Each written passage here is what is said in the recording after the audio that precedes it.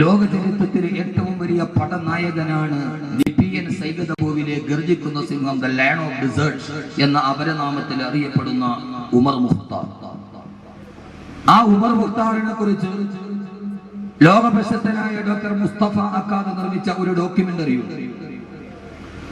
ഉമർ മുഖ്താർ എന്ന് പറയുന്ന ലോക ചരിത്രത്തിലെ ഏറ്റവും വലിയ ആരുടെ മുമ്പിലും വഴങ്ങിക്കൊടുക്കാത്ത ആദർശത്തിന്റെ പ്രതീകമായ തൂക്കുകയറിൽ കിടന്ന് ശരീരം കിടന്ന് പിടയ്ക്കുമ്പോഴും വിശുദ്ധമായ ഖുർആന്റെ ആയത്തോതിയിട്ട് മരണപ്പെട്ടു പോയ മുഖ്താർ, ഉമർ മുഖ്താർ എന്ന് പറയുന്ന ആ മനുഷ്യന്റെ ചരിത്രം രേഖപ്പെടുത്തുന്ന ഒരു ഡോക്യുമെന്ററി ഡോക്ടർ മുസ്തഫ അക്കാദ് രചിച്ചിട്ടുണ്ട്.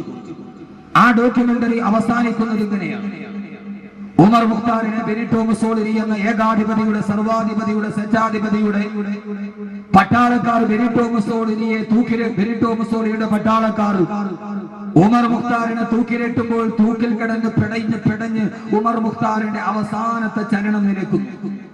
ആ അവസാനത്തെ ചലനം നിലക്ക് ഉമർ മുഖ്താർ തൂക്കുകയറിൽ കിടന്ന് പിടയുമ്പോൾ അദ്ദേഹത്തിന്റെ കണ്ണിൽ വെച്ചിരിക്കുന്ന കണ്ണട മെല്ലെ ഒന്ന് പിടച്ചിലിന്റെ ഇടയിൽ താഴോട്ട് ചെരിയുന്നു. ആ ഡോക്യുമെന്ററി അവസാനിക്കുന്നത് ഇങ്ങനെയാണ്.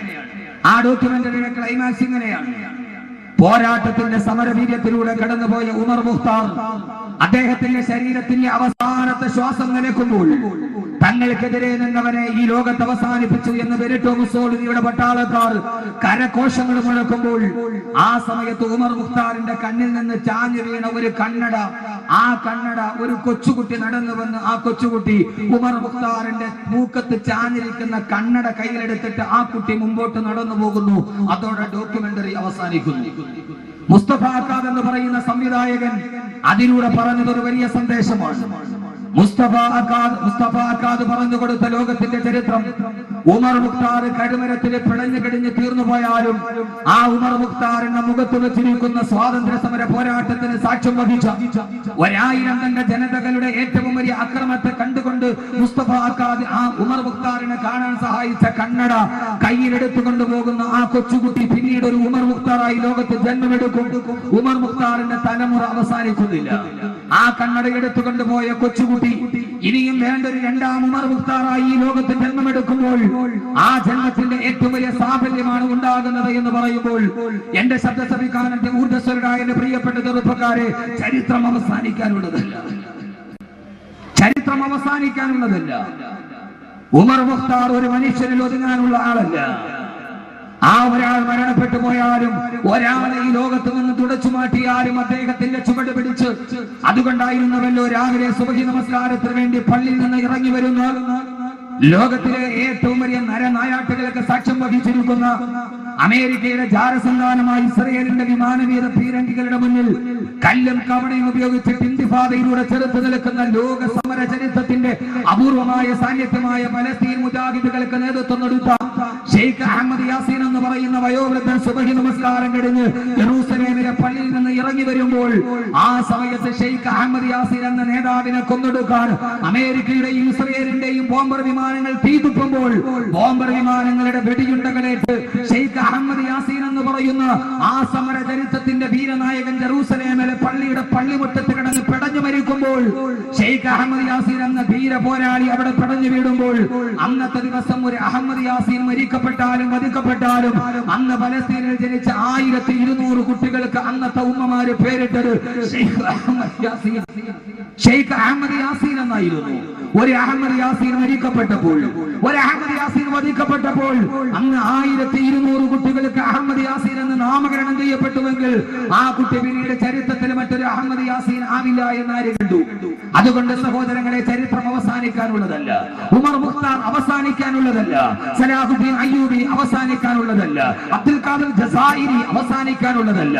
ഹസനുൽ ഹുലൈബി അവസാനിക്കാനുള്ളതല്ല. ഉമർ തൽമസാനി അവസാനിക്കാനുള്ളതല്ല.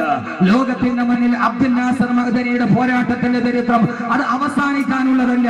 കാരണം അതുകൊണ്ട് തന്നെ വിശുദ്ധമായ ഖുർആൻ പരിചയപ്പെടുത്തുന്ന ആധിപത്യത്തിനും അധിനിവേശത്തിനും ക്രൂരതകൾക്കും പീഡനങ്ങൾക്കും താടനങ്ങൾക്കുമെതിരെ പോരാടിയ ലോകത്തിന്റെ വിപ്ലവകാരികളുടെ ചരിത്രം വിശുദ്ധമായ ഖുർആൻ പറയുമ്പോൾ ആ ഖുർആൻ പറഞ്ഞ ഒരു ചരിത്രവുമായി അബ്ദുൽ നാസർ മഅ്ദനിക്ക് വളരെയേറെ ബന്ധമുണ്ട് എന്ന് വിശുദ്ധമായ ഖുർആന്റെ അടിസ്ഥാനത്തിൽ ഞാൻ വിലയിരുത്തി.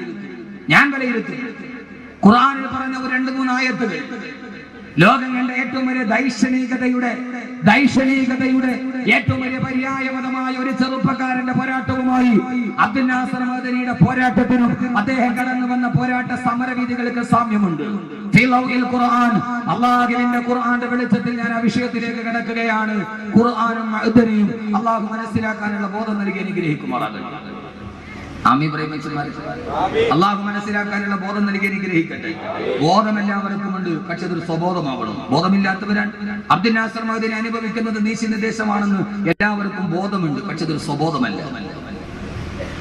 ആ ബോധം തന്നെ അവബോധ മനസ്സുമായി കൂട്ടിയിടിക്കുമ്പോൾ ആ ബോധത്തെ വിളിച്ചു പറഞ്ഞാൽ തന്റെ ഒരു ബോധം നഷ്ടപ്പെടുമോ എന്ന ഒരു സ്വബോധമില്ലായ്മയാണ് പലപ്പോഴും സത്യം വിളിച്ചു പറയാൻ ഏറ്റവും വലിയ പ്രശ്നമായി മാറുന്നത്. ഞാൻ കടന്നു വരുന്നത് അബ്ദുൽ നാസർ മഅ്ദനിയുടെ അൻവാർ ശരീയിൽ ഞാൻ പ്രസംഗിക്കുന്നത് ഖുർആനാണ് ഞാൻ പറയുക. ഞാൻ PDP-കാരനായതുകൊണ്ട് രാഷ്ട്രീയപരമായി ആശയപരമായി ചിലപ്പോൾ വൈജാത്യങ്ങൾ ഉണ്ടാവാം, പക്ഷേ ഞാൻ അബ്ദുൽ നാസർ മഅ്ദനിയെ വിശ്വസിക്കുന്നു, നിരപരാധിയാണ്. കാരണം അഹമ്മദ് കബീർ ഇതേവരെ ജീവിതത്തിലെ ഏറ്റവും വലിയ സൗഭാഗ്യമായത് അള്ളാഹുവിന്റെ വിശുദ്ധമായ ഖുർആൻ മനഃപ്പാഠം ചെയ്യാൻ കഴിഞ്ഞിട്ടുണ്ടെങ്കിൽ ആ ഖുർആന്റെ സന്ദേശമാണ് ലോക ജനതയോട് പറയുന്നുവെങ്കിൽ ഞാൻ ഏറ്റവും ഇഷ്ടപ്പെടുന്ന ആ ഖുർആൻ കയ്യിൽ പിടിച്ചിട്ടാണ് അബ്ദുൽ നാസർ മഅ്ദനി ഞാൻ നിരപരാധിയാണ് എന്ന് ആവർത്തിച്ചു പറഞ്ഞതെങ്കിൽ ആ ഒരൊറ്റ വാക്ക് മാത്രം അനുസരിച്ചുകൊണ്ട് അത് വിശ്വസിച്ചുകൊണ്ട് 1000 വട്ടം ആരൊക്കെ പറഞ്ഞാലും അബ്ദുൽ നാസർ മഅ്ദനി നിരപരാധിയാണെന്ന് എന്റെ മനസ്സാക്ഷിയുടെ മനക്കോടതിയിൽ മനക്കുത്തിലാണ് 1000 വട്ടം ഉറപ്പിച്ചു ാണ് ഞാൻ പറയുന്നത്. ലോക ചരിത്രവുമായി അബ്ദുൽ നാസർ മഅ്ദനിക്ക് ബന്ധമുണ്ട്. കാരണം എന്തെന്നറിയോ? ഒരു മനുഷ്യൻ ഇവിടെ നിന്ന് പടിയിറങ്ങിപ്പോയി, വീൽ ചെയറിൽ ഇരുന്നു കൊണ്ട് കടന്നുപോയ അബ്ദുൽ സമദ് മാസ്റ്റർ. സഹോദരങ്ങളെ തിരിച്ചറിയണം, ഏകമകനായി യൂസുഫ് ഈജിപ്തിലെ ജയിലറയിൽ ആരുടെയൊക്കെയോ കുതന്ത്രങ്ങൾക്ക് വയറി കിടക്കുകയാണെന്ന് അറിഞ്ഞപ്പോൾ തന്റെ പ്രിയപ്പെട്ട മകൻ ജയിലറയിൽ കിടക്കുന്ന ചിന്ത ഓർത്തിട്ട് കണ്ണിന്റെ കാഴ്ചശക്തി നഷ്ടപ്പെട്ടു പോയി സ്വന്തം കുടിലിന്റെ ചാരത്തിരുന്നിട്ട്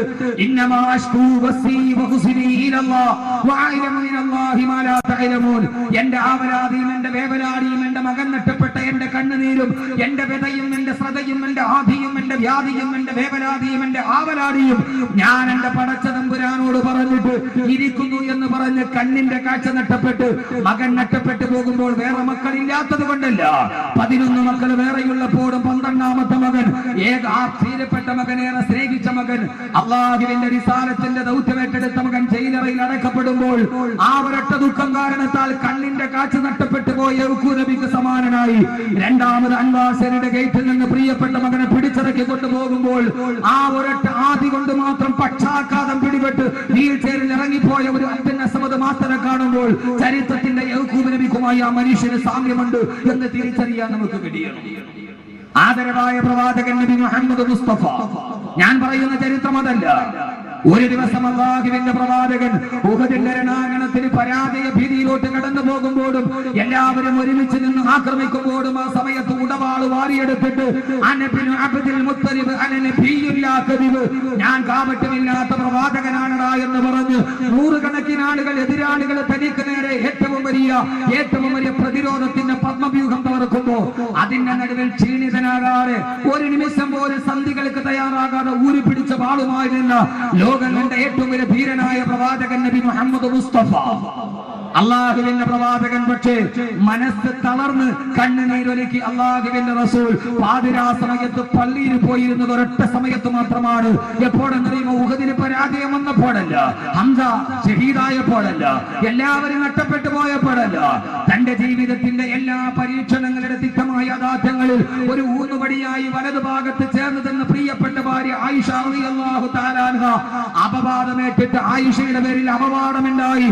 ആ അപവാദം സഹിക്കാൻ കഴിയാതെ തന്റെ ഭാര്യയുടെ പേരിൽ ഒരു അപവാദമുണ്ടായപ്പോ അത് സഹിക്കാൻ കഴിയാതെ പള്ളിക്കുള്ളിൽ ഇരുന്നു കൊണ്ട് ഈത്തപ്പന മരത്തിന്റെ ഓലയിൽ നിന്ന് പൊട്ടിക്കരഞ്ഞ ആദരവായ പ്രവാചകൻ നബി മുഹമ്മദ് മുസ്തഫ അബ്ദുൽ നാസർ മഅ്ദനി എപ്പോഴെങ്കിലും തളരുന്നത് ഞാൻ എന്റെ കണ്ണുകൊണ്ട് കണ്ടിട്ടുണ്ടെങ്കിൽ തന്റെ പ്രിയപ്പെട്ട ഭാര്യ സുഫിയ മഅ്ദനിയെ കളമശ്ശേരി കേസിലെ അപവാദത്തിന് കുടുക്കി അറസ്റ്റ് ചെയ്യപ്പെടുമ്പോൾ മഅ്ദനിയുടെ നാവുകൾ പതറുന്നു എന്നെനിക്ക് തോന്നിപ്പോയിട്ടുണ്ട്. ഞാൻ ആ മനുഷ്യനുമായി ഈ റൂമിലിരുന്ന് ഒറ്റയ്ക്കിരുന്ന് സംസാരിച്ചിട്ടുണ്ട് ആ ഭാഗത്ത്. സഹോദരങ്ങളെ, ജീവിതത്തിന്റെ ചരിത്രവുമായി അതുകൊണ്ട് ഞാൻ പറയുന്നു അബ്ദുൽ